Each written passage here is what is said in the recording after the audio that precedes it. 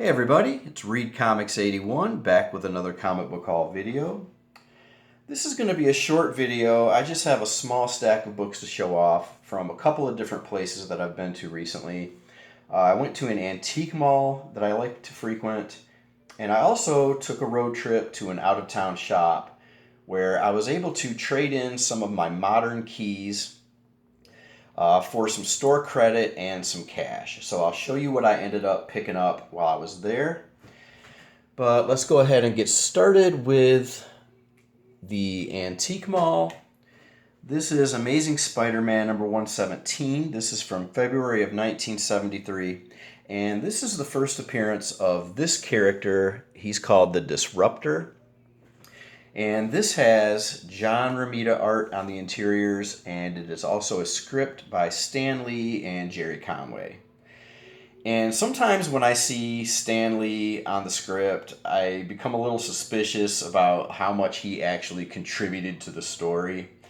So I read this book, it was a good story, and I am convinced that Stan Lee contributed quite a bit to this book. And that's based on the dialogue. For instance, there's one part where the Disruptor is talking, he's like berating his flunky, and he calls him a cringing milksop. And to me, that's Stan Lee right there. Only Stan Lee would use the word milksop.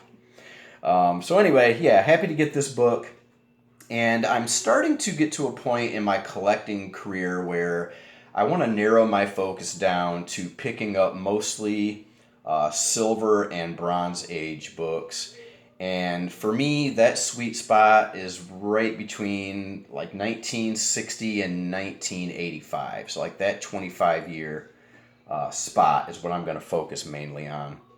And I think most of us get to that point in our collecting to where we need to narrow down our focus because you can't buy everything. And especially with the prices these days, it helps to just have a narrower focus to work on. So yeah, anyway, let's go ahead and get to the next book. No big deal here. This is Captain America number 199.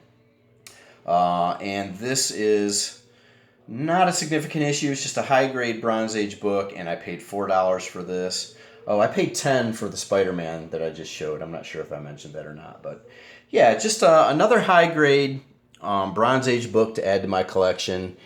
And will not hesitate to pick up Bronze Age Marvel when I can find it for cheap and in high grade. So, yep. An awesome Jack Kirby cover to boot. Alright, well, those are the only two books that I picked up at the antique mall. So let's go ahead and move on to the out-of-town shop that I traded my modern keys to. And this is the first book that I picked up. This is Amazing Spider-Man 162, and this is from November of 1976. First appearance of a character named Jigsaw. I have been kicking myself because at a con that I went to not too long ago, I had an opportunity to get a high-grade copy of this book for $5. And I picked it up, I was looking at it, knew it was a good price on this book, excellent price, and for some reason, I put it back. I do not know why. I'm thinking maybe the stimulation, all the commotion going on around me. Sometimes when I'm at conventions, I do not make the best decisions. And, I think sometimes maybe I just don't buy books because I'm thinking about what might be at the next booth. I don't want to spend money here because I might find something better there. I don't know. I need to get better at that, but I went ahead and got this. He had $40 on this book, which is on the high end for this book. But like I said, I had a bunch of credit, so I went ahead and grabbed it. So happy to finally get this book in my PC. Really cool, Amazing Spider-Man cover there. Okay, let's move on to the next book. Also picked up my second copy of The Man Called Nova, number 1. This has got some spine wear, but it's flat, glossy, corners are sharp. Probably had a pressing at one point. Figured now is the time to get a second copy of this book because Richard Rider is coming to the MCU, and who knows how long this book is going to remain affordable. So, yep, happy to get my second copy of this. Okay, moving on. Peter Parker number 6. No big deal here. Just, again, high-grade Bronze Age book that I needed for my run. Paid $5 for that. All right, here's one that I've been wanting for a long time, but for some reason just never bought it. This is Godzilla, King of Monsters number 2. I've always liked this cover. I like how he's eating the Seattle Space Needle there. Spoiler alert, this does not actually happen in the story, but it makes for a killer cover. And back in June, my wife and kids and I actually took a trip out to Seattle, and I went up into the Space Needle for the first time. Had a great time there, so really like this cover. And it's a high-grade copy, too, which is not easy to do with these black covers like that. So, yeah, happy to get that. Also picked up a high-grade copy of What If number 2. Again, just a run that I'm working on. High-grade Bronze Age Marvel. $5. Can't go wrong. Okay, as frequent viewers of my channel will know, I mostly show Marvel. I am a Marvel collector, but when I first started collecting back in 1981, I was buying DC and Marvel, trying to figure out what I liked, and I was really into these DC horror books, Haunted House, House of Mystery, and Ghosts. So anytime I can find a high-grade book like this on the cheap, I'm going to pick it up. This is Ghosts number 100, and this is a really cool infinity cover here. Haven't read this yet, but I'm looking forward to diving into this. I really love these anthology books. This has like 5 or 6 different stories in it. And yeah, I just love these books from my childhood, so happy to get that for $5. Okay, he just threw this in. This is a $1 book, Bloodstrike number 15. This is part 1 of a 3-part story, Prophet versus Bloodstrike. And the reason I grabbed this is because I saw a video by the cartoonist Kayfabe, and it was a deep dive video where they go into the story page by page, and it just looked like really cool art. And this is considered one of the most brutal, violent fights in comic book history.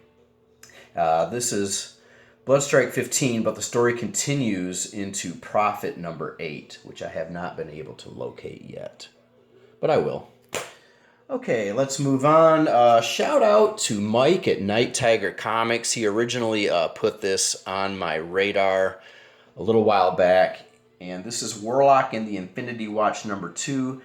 Most people go for number 1 of this series, but number 2 here is the actual first appearance of the Infinity Watch team.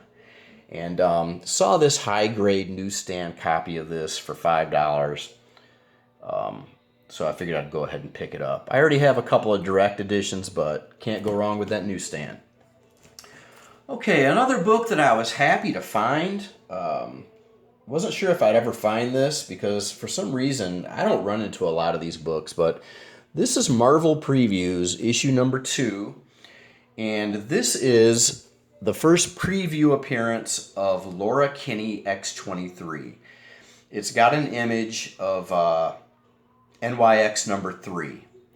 So this is technically her first published image, I believe, of Laura Kinney. This is similar to the Miles Morales Marvel Previews edition. I mean, this one's nowhere near as valuable as that. That one goes for thousands of dollars. This currently retails at about $25. So I was happy to pay $5 for it. High grade copy. Really cool book to have.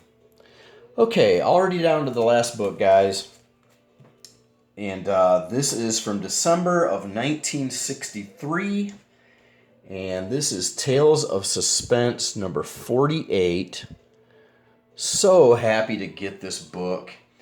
And this is the first appearance of Iron Man's gold and red armor. And yeah, super cool cover.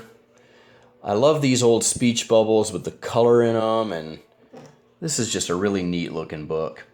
The only problem with it, there's a couple problems with it. First one is, let me see if I can fix this lighting, guys. I don't know what is going on. The sun is coming through the window, and I guess that'll have to do.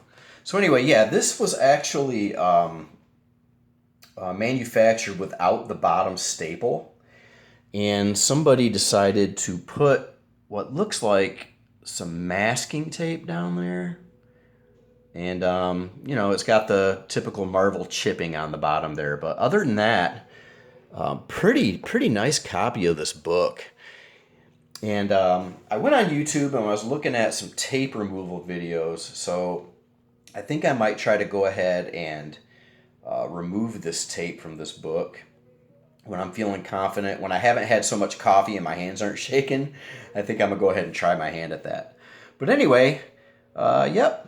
There you go, guys. Oh, he had, what was the price on this book? I think he had $180 on this book, which is a pretty good price because a decent copy of this on eBay is going to set you back about $350. So yeah, I was happy to get this on the cheap. So yeah, there you go. That does it for this time around, guys. Thank you for watching. Please like and subscribe. It really helps my channel out. I'm trying to get to the 1,000 subscriber mark, and if I do, I'm considering having a contest to celebrate. So yeah, that does it. Happy hunting, everybody, and I'll see you all next time. Bye.